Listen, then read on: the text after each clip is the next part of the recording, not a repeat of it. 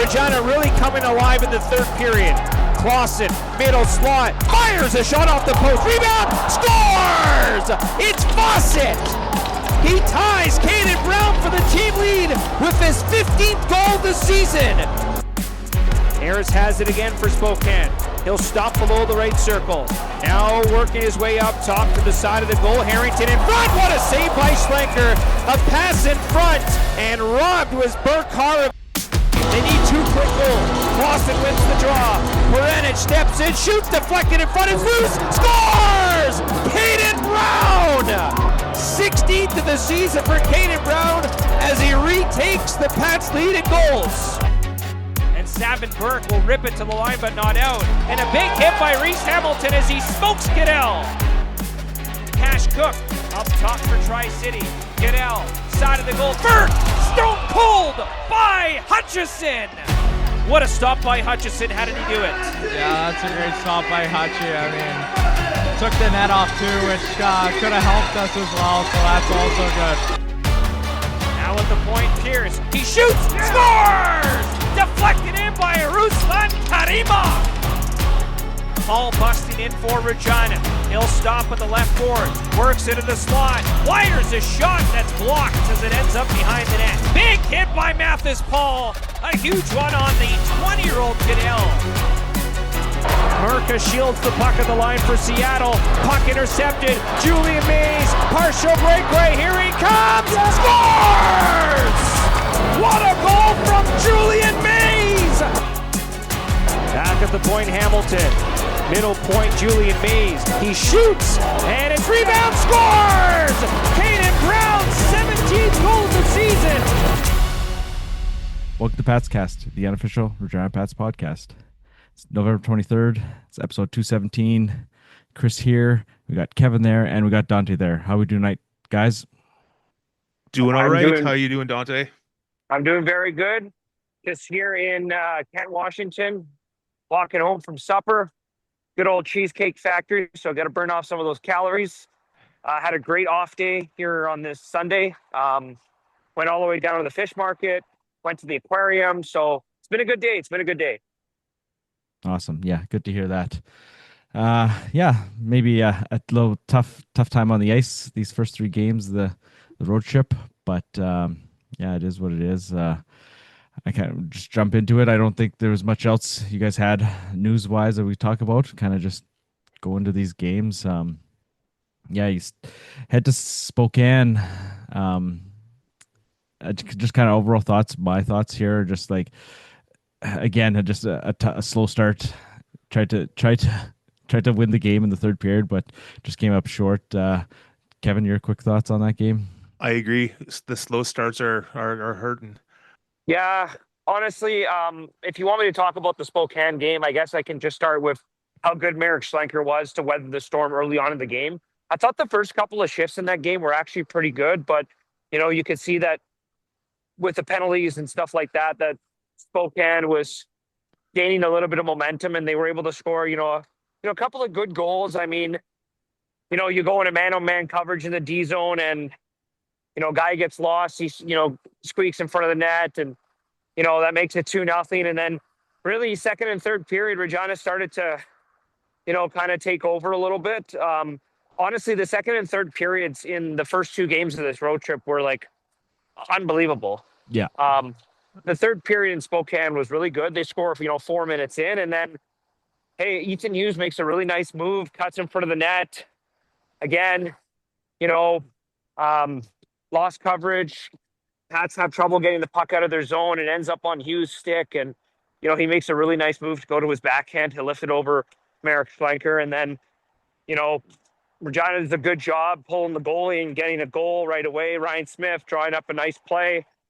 Brown right there on the doorstep. He's got a couple of goals on this road trip, and he probably thinks he should have more given how many chances he had in Tri-City. Yeah. We saw him, kind of fumble a puck on the side of the net, and unfortunately, I know that he would love to have that one back. But then you move on to 2 days later, Friday in Tri-City.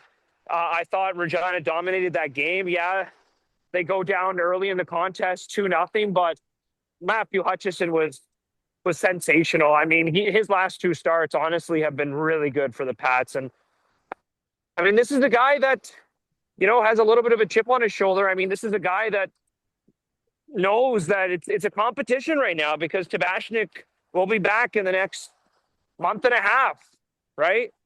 Like Yeah, I, for I sure. had a good interview with him, and he mentioned that he understands the situation and that there's him and another 19-year-old goalie and an 18-year-old goalie, and you know he really wants to prove the Pats right for acquiring him Hmm. because Vancouver gave up on him very early at 18 last year. Moose Shaw obviously gave up on him this year at 19, and now he's with the Pats and he's trying to prove that he can be a stable one or two goalie in the Western Hockey League as a veteran. So he's played a Yeah, lot of hockey in the WHL. He was really good, 31 saves in that game. But I mean, Regina with 40 shots, like um, the Tri-City goalie went. Like he was absolutely Unbelievable. yeah. unbelievable. Hmm. Unbelievable. There's a reason why he's first in the Western Hockey League in save percentage. Like if you look at his stats and you look at where he came from, that guy was playing at Shattuck St. Mary's last season. He had 7 shutouts and a 950 something save percentage. Like Oh wow. he's a legit goalie. Give Bob Torrey and the Tri-City Americans credit for listing him and finding his talent, because it's not easy to come across an '08 born goaltender that, from what I understand, had a chance to play on the U.S. National Development Program this year and doesn't have an NCAA Division I commitment yet. He probably will get one if that's the path that he chooses to go down, which he might, because goalies tend to take a little bit longer and as far as their development goes. So I wouldn't be surprised if an NHL team would find that enticing as far as this year's NHL draft goes. So Tri-City is a tough game. They had so many chances to score. They had a 5-on-3 power play, net Yeah. empty in the third period, and just couldn't buy a goal. Then it's always tough to go into Seattle anytime, but especially getting in at 3 o'clock in the morning on Saturday and playing the Thunderbirds in front of a sold out barn, essentially a teddy bear toss night. And the guys that Seattle has, I know fans might look at their record and say, well, they're 9-8, 2-1, or whatever they were last night. They're essentially the same record as the Pats. They have less points than the Pats. But I think, and I knew this coming in, Kevin and I, you and I had talked about this at length quite a bit. The Western Conference and the U.S. division is different. It is, to me, it's safe to say, guys, right now, the Eastern Conference is just not as strong as the West. Like, let's just throw that out there right now. Okay. You have Edmonton, you have PA. The rest, it's all even right now. Yes, Medicine Hat's decent, but they lose games too. Same with Saskatoon. They lose games too. They came to the U.S. division and had a difficult time. They came right back down to earth when they came out here. So when you play these U.S. teams, they play a different brand of hockey, and when we saw that on Saturday against Seattle, that can be a little bit challenging for a smaller team like the Regina Pats. And the stats actually back it up. The Pats, by average height and average weight, according to Elite Prospects, are the 4th smallest, lightest team in the Western Hockey League. The Seattle Thunderbirds are actually the heaviest and tallest team in the WHL. And I think Radim Murka and Ashton Cumby help that a lot, by the way. Like they're tough to Oh, play yeah. against. Those are 2 massive defensemen. And honestly, I think that got under the skin of the Pats a little bit. We saw guys essentially, like Brad Haroff talked about it on the post-game show, challenging the Regina Pats bench, right? Yeah. That can be a little bit intimidating. So I thought the effort was good. They did their best, but maybe the road trip hasn't gone the way that they would like, but they've played in some 1-goal games. Last night's game is a 3-goal game or 2-goal game. So Well, technically 1 goal because empty net. yeah, that's true. That's a good point, Kevin.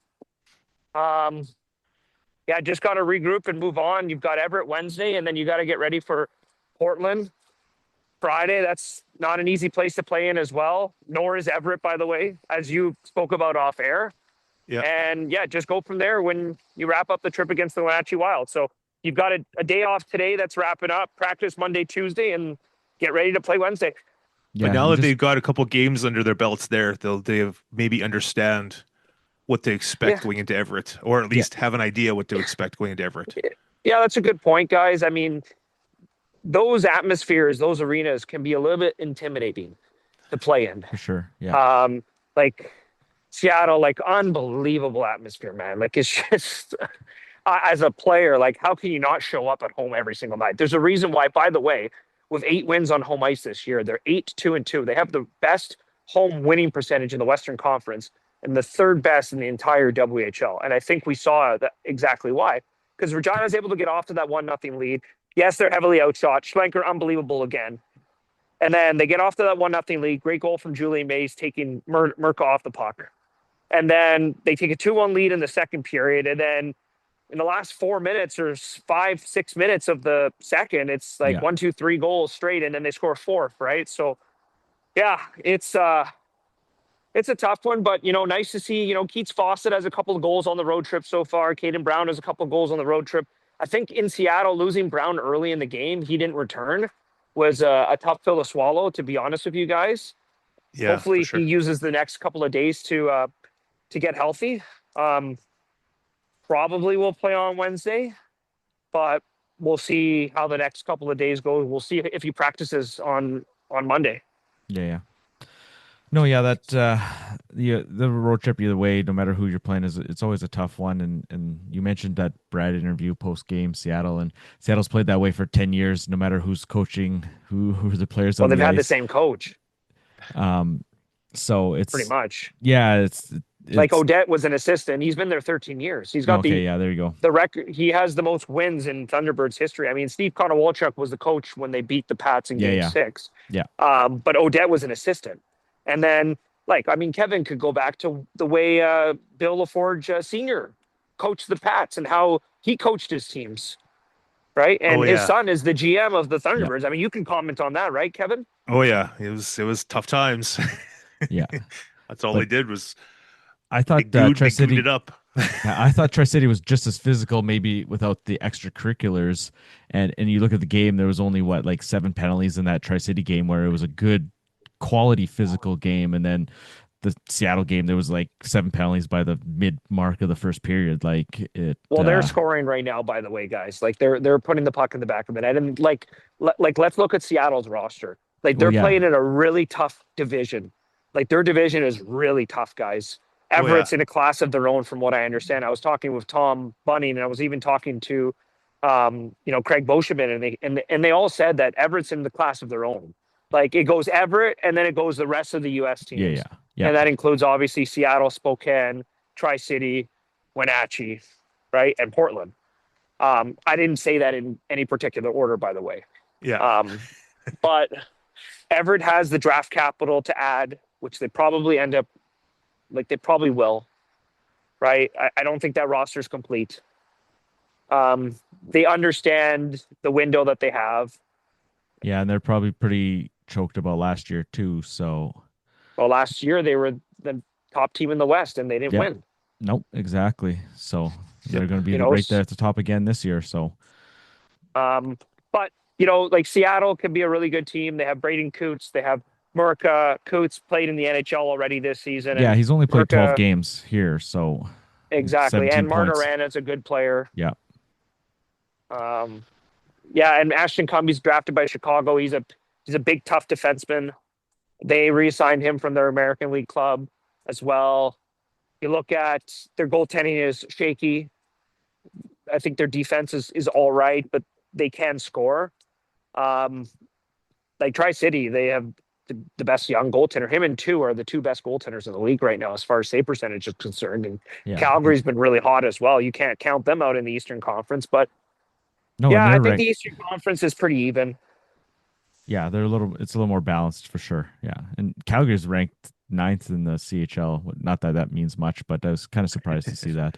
Let me ask you guys this. I mean, I brought this up on the broadcast several different times, but the Pats lead the Western Hockey League in 1-goal games this year. They played in 12 1-goal games. Yeah. Unfortunately, they only have 3 wins in those 1-goal games, which has kind of been, the thorn in the side, if you were to say it for lack of a better term. Well, yeah, that kind of just talks to their slow starts, and they're always come from behind, right? They get the goalie pulled. They're chasing the game, yeah. They're chasing the game. They get the goalie pulled. They get that 1 goal to bring them within one, right? They haven't been able to tie it up and get Let's that. count how many third period goals they've scored. One last night in Tri-City, last night in Seattle. Okay. They scored one in Tri-City, and then they scored two in the third period against Spokane. Is that correct? So that's four third period goals? Out of all the goals, out of 6 goals in those 3 games, 4 in the third period. So 4 have come in the third period. Yeah. Their goal differential is like a +9 in the third period this season in comparison to being a minus in each of periods 1 and 2. The shots for and against is much higher in the third period than it is in the first or second period. I don't have anything to back up the numbers because I would really have to look at all of them, Kevin. There's no way to sort it, right, on the stat packs. But if you look at period by period, I honestly, I think I could easily throw it out there and say that the Pats are one of the top third period teams in the WHL this year, but are not one of the best first period teams in the league. Probably 100%. One of the worst first period teams. Yeah. So I thought maybe these late games, getting the late start, maybe that'll help them, but hasn't changed, right? So, but yeah, I know it's tough because you see how well they play in the third period, right? And they're making these games close, but like you said, just chasing the game almost every night, it's not a recipe for success. No, and they know that. The coaches say it in the Oh, interviews. for It's sure. not like we're pointing out something that isn't well known. It's just kind of like it feels like we're beating a dead horse, like I'm kind of getting tired of even asking the question or even discussing it with the coaches because they say it in every pregame interview or postgame interview that I ever do with them right now. So yeah, I don't know what it is. It's definitely tricky, but on the bright side, they've got 2 players within the top 10 in WHL goals right now with Fawcett and Brown. Brown's got 17 goals. Fawcett has 16. I mean, they seem to be chasing each other for the team leading goals, which is good. Mays has 11 goals. Lansard has 10. So yeah, no, and both goalies have been good too. Yeah, like in the last month, like we haven't seen a bad goaltending performance at all, right? Like you can't argue with that, and that's what they needed, right? You got these guys last year coming together this year, scoring more, right? And you got some really solid goaltending. Like this team is coming together. It's just they're just whatever they got to do to have some better starts, right? Like they've been outscored 35-28 in the first period. And have outscored the opposition 33-24 in the third. So there you go, +9. Yeah. +9 and in the shots against 274 in the first and 213 for the Pats. And in the third period, they've outshot the opposition 260 to 214. So that's quite a bit. Totally the opposite. Yeah. Yeah, shots against per game is actually like middle of the pack. At one point, they were like 8th lowest in the league, so they're still around that right now. Yeah. No, that's not. Hasn't been a big issue at all this year. Honestly, right? to me, I think yes, the team has scored goals, but I really do think the defense and goaltending deserves a ton of credit. Yes, you give up 6 last night with an empty netter, so it's 5. But like relatively speaking, like Regina isn't giving up a whole lot of goals this season in comparison to years past. 100%. Yes, the 8 given up in Brandon earlier in November obviously hurts, right? That stat total. But like generally speaking, if you go game by game, they're in every game, number 1. And number 2, goaltending and defensively, this team is very strong, especially with the addition of Ryland Pierce, who adds a little bit to that back end. And then you look at Colton Bridgman when he comes back from injury as well. They'll have 8 defensemen. So it's going to be interesting to see on if someone else gets hurt, who plays, how they balance the ice time between all of those 8D with, 2 rookies on the back end with Jonas Cohen and Aiden Wagner, who's 16. So yeah, it's obviously it's a good problem to have, but tough to balance things out on who plays and who comes out. But once Bridgman comes back from injury, like that'll be huge. Yeah, they'll have a lot of options on the back end. Like right now, McNutt and Hamilton are playing really well. Let's be honest, guys. Yeah. For sure. And Wagner's looked good for 16 good too. Yeah, he has 100%. Yeah, like Wagner's been good. You don't see him coughing up pucks. He's making the smart, easy play, and he doesn't. He's not making any bad mistakes out there. I like Wagner. Yeah, I like Wagner. I like like Cone. Aiden. Yeah. Um, No, they're yeah, good. They're all good. They're steady. yeah. They're steady, and they do get contributions offensively from their D, which is nice. I mean, McNutt's got 17 points. Hamilton has 15.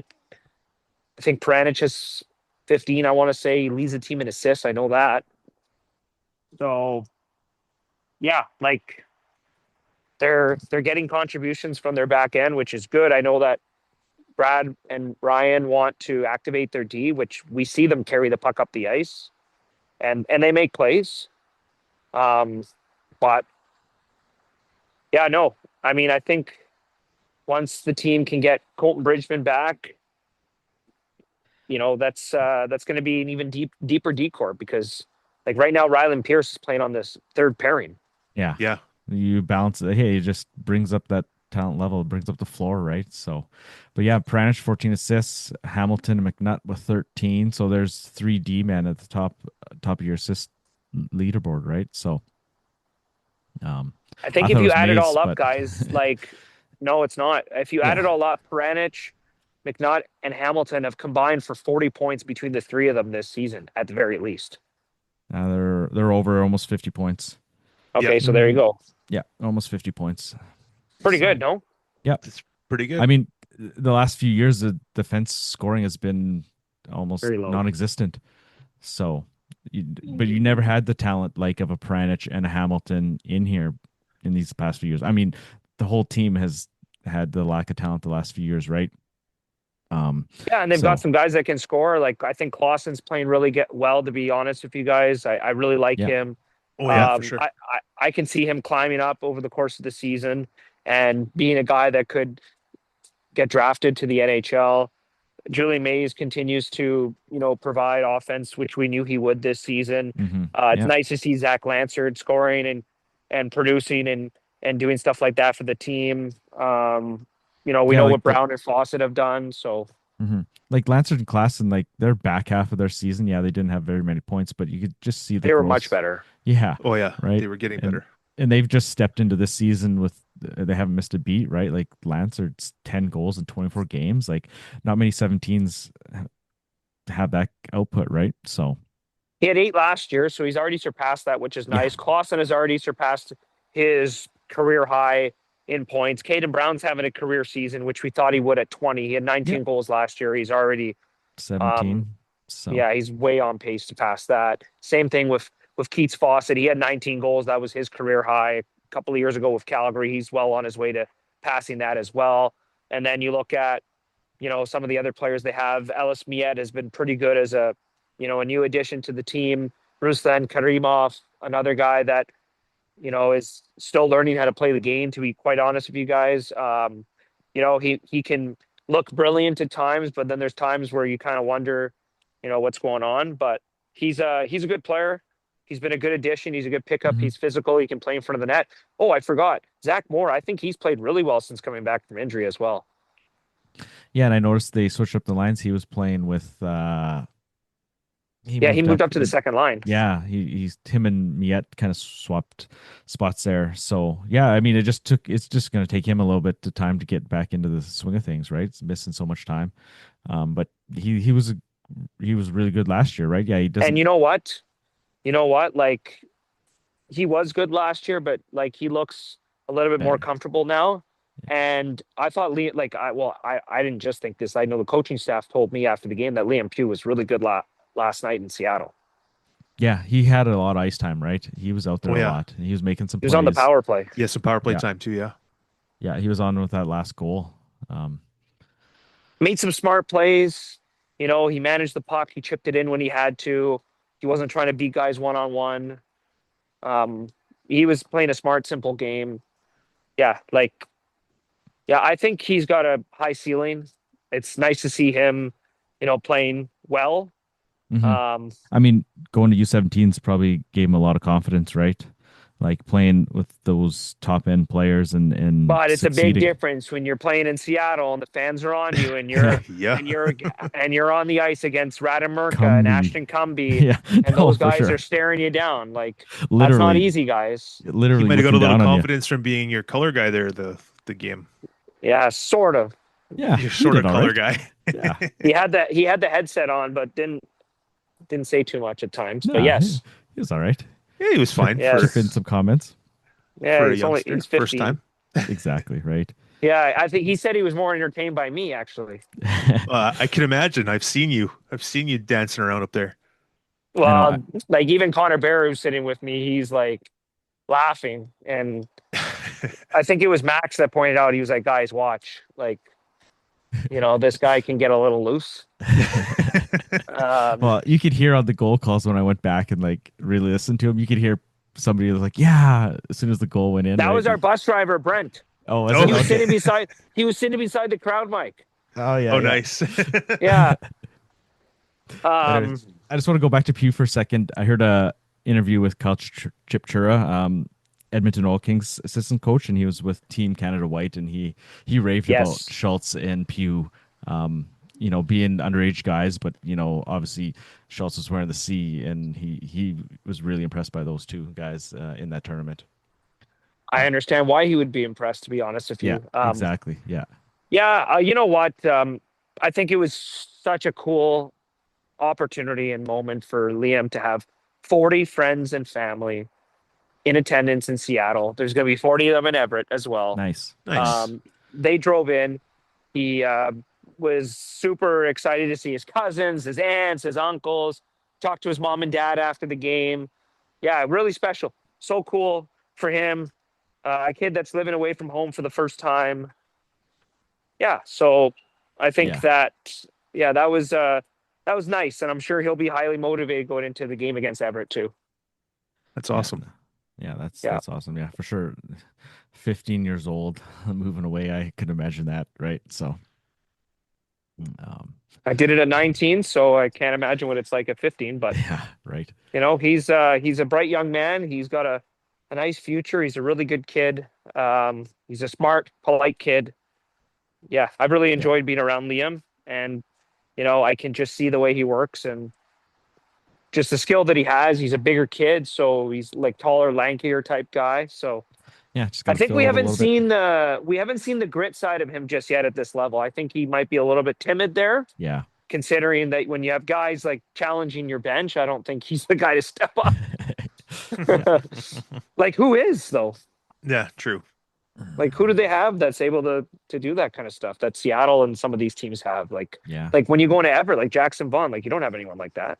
No, not anymore. Like- but you look at the games, like you look at Moose Jaw, like Kevin and I have mentioned this a few times. Like look at the Moose Jaw Regina games. Is there any rivalry there anymore? Like, No. Like they're just I don't want to say soft, but like they're just not. They just play hockey. They don't do anything extra. No, and it seems like I don't know if it's just because you see these teams only once that like when Kamloops was here, like it was. I wasn't at that game. I watched that at home, but like it seemed like there was lots of extracurricular stuff, and you're not even getting that with Moose Jaw, right? Like, so I don't know. That's just the Pats have beat Moose Jaw 3 times, so I guess that's good enough. Yeah, I'll take the wins, but it's just like, oh yeah, for sure. You expect a little more out of Regina Moose Jaw, right? Like, so. It's different times, my friend. I know it is. It's changing. And plus, like Moose Jaw doesn't really have a ton of guys. Well, we did have the fight with Bridgman and Ness, so Yeah. I mean, there was the goalie fight a couple years ago, but that was I think that's gone. That was 2 years ago. No, for sure, right? But like, there hasn't been much between these two teams when you see them 6-7 times a year, right? But yeah. Anyways, anything else, Dante? What are you looking forward to in these 3 games coming up here? 3 wins, hopefully. We were Kevin, kind of hoping for a 500 trip here, so it's gonna be a little tougher. The last time they went out here 0-6. The time before that, I looked 1-4. Mm-hmm. Their only win was against Everett, so maybe that's a good omen. I mean they've lost 12 straight against the U.S. division, so. Going back to their last win against Everett, which was in the 2019-20 season. So they need a win badly. They need to get a win on this road trip. I don't care how. Yeah. It's probably going to have to take a amazing goaltending performance. And again, like Brad Harrop mentioned on the post-game show, like he's not surprised. Like it's kind of like he's kind of accustomed to seeing the way Yep. Merrick plays. And you might look at his numbers and you say, oh, what are you guys talking about? But forget about his save percentage of goals against. Like, I Just mean, watch if the you look game, at right? if you look at his last couple of games, like, yeah, he gives up 4 against Med Hat. Yeah, he gives up 4 against Seattle. Gives up 3 against Tri City or against Spokane. Like, it's different, Yeah, no, we'll take that after what, 5, 6, 7 goals regularly in seasons prior, right? So Yeah, 100%. And yeah, yeah, we'll see how they balance the mix with the goalies this week. 3 games in 4 nights. Obviously, they're going to have to try to get Caden Brown healthy, but we'll see how they balance that. You've got Hutchison, you've got Merrick Schlenker. Who gets the start against Everett? I would have to think it will be Merrick. And then Friday, Saturday, maybe you go Merrick against Portland against the sport. Actually, yeah, no, never mind. You do go again. You do give him the start against Portland. So that's For sure. probably how it's Yeah. going to go. I think Yeah, and Hutchison then- gets the game on Saturday yeah. Oh yeah. in And then- Wenatchee. yeah, and you mentioned the trip 2 years ago, 0-6. I mean, there was a total like this trip is 0-3 already, but the vibe is totally different, right? Like, it's totally. It looks different. It looks much better. It's still unfortunate. It's 0-3, The vibe is but way different. You're right. Yeah. But that was still like, I look back at that road trip and it was like yeah, that's the game in Spokane to begin the trip. Vaughn hits Estrom at center and gets 5 in a game. They score a whole bunch of power play goals and the game's over. And then they go into Yeah. Tri-City the next night and Mateka stands on his head. Oh, wow. Reminder of what happened the other night too. Yeah, exactly. Tri-City. Yeah, With Went, right? And then they go into Seattle and have a not very good game at all and lose 5-1 against a team that was like not very good that year. Like they No. were on the outs, right? Yep. Yep. And they didn't make the playoffs that year. And then you continue the road trip by going to Wenatchee and you have the lead. I think they were leading by 3 goals at one point in that game, and then they lose in the third period and then go to Portland and lose 3-0. That was a juggernaut of a team that went to the league final and lost to Moose Jaw. And then they finish up the trip in Everett and actually had the lead in that game. And again, that was a really good Everett team. Like, when are they not good? So yeah, they got to find a way to get a win, not a point. Like, I mean, 2 points. Yeah, because 2 points for sure. Yep. because the standings are tight right now in the Eastern Conference. They're tight in the West as well. But like, the Pats are in 8th at the time that we're doing this interview. Brandon passed them. They're now in 7th, but they're only 2 points back at Brandon. I think 3 or 4 back at Moose Jaw. So yeah, 3. So, and really, there's only 7 behind Calgary. Like, that's not that many, right? nope. So, No. I mean, they climbed their way back to 500. They just can't get too far down as far as where the record goes. Like, they have 9 wins right now, and it'd be 12 losses. Yeah. So, yeah, we'll see. for sure. All right. You have anything else? Any closing thoughts there, Dante? Think I'm good. Just looking forward to the next 2 days and get ready to go and play Everett. All right, Enjoying the well, weather. That's all I'll say. All right. Well, thanks for jumping on and giving us a report from out west there, and enjoy your time in Seattle and in the rest of the cities there. All right. Thanks so much for having me, guys. Thanks, Dante. Talk to you later. See ya. All right. Yeah. Great. Thanks for Dante coming on, giving us some That of his was time. nice of him. Yeah. He said he needed the exercise to work off that Cheesecake Factory. Yeah, that's for sure. Definitely. Never been there, but it sounds pretty interesting. I've been there once. Yeah, it's a lot, or it was when I was there. It was a long time ago, but yeah, it's a lot of food and The American-sized meals. yeah, 100%. Had to go back second time for dessert. Couldn't do dessert the first trip. So, Wow. but yeah, tough week. Just like we said, 0-3. We haven't had an 0-3 week in a while. Like, the season's been good, right? Yeah. But The games were close. Good. Yeah. No. Like we said, we always say, we just want to see some good hockey, and it has First been 2 good. games, lots of good goaltending. Yeah. Third game, good goaltending. couldn't buy a goal. I think they were intimidated. Like Dante said, they were intimidated. Yeah, and they just, 'Cause- like you said, the second period there, just a 5-10 minute stretch, and they let in a Yeah. couple goals, and that just cost them, right? And like they're just so like they're so rough and tumble. The yeah, the Thunderbirds, Seattle it's game just was so like, it was so something they're with not all the used to, for penalties. sure. Like, Yeah, one thing I didn't bring up, was going to bring up, like Pugh had a slashing penalty, so Seattle's getting a power play, and then the whistle goes, and somebody pushes somebody else's head in the glass, so there's a penalty. yeah, And then there's a scrum, and then the Seattle guy comes in and cross checks somebody, and then they get 2 penalties. So the Pats get the power play off exactly. the play. Yeah, like they're Like how bad is that? Like, yeah they're tough, rough and tumble guys. but like So the Spokane, like they were flying right off the hop. oh yeah, That was it was a good game. Like I said, Tri-City game was good, really good goaltending. Yeah. And then yeah, the Seattle game was just so disjointed with all the penalties and special teams play, right? So yeah. but yeah, 0-3, but it is what it is. It kind of sucks, but It wasn't as And- bad as the 0-3 2 years ago when they went to the States. yeah, right. Sure. It, like I said, it doesn't look as bad as that trip. That was when they pulled out the tents, and that was Yeah, it. that's at the end of the year there instead of at exhibition time. But yeah, going into Everett here on Wednesday, a 9 o'clock start, another late one. Like I said, that's going to be a real tough game. Everett's really tough strong. treading for sure. It's going to be interesting because there's been so many trades with Everett lately. Yep. Like literally just a week ago, like Pierce leaves Everett to come to Regina for one game, and he's back to Everett, right? Yeah. So, and like I said, the Vaughn, Mays, Temple, Shantz, who else?